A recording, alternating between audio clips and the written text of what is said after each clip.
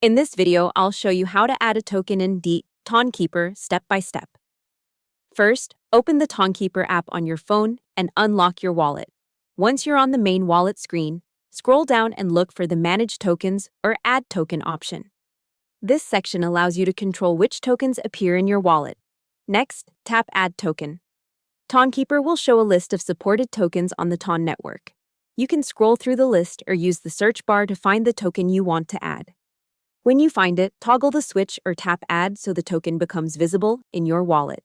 If the token is not listed, you can add it using the token contract address.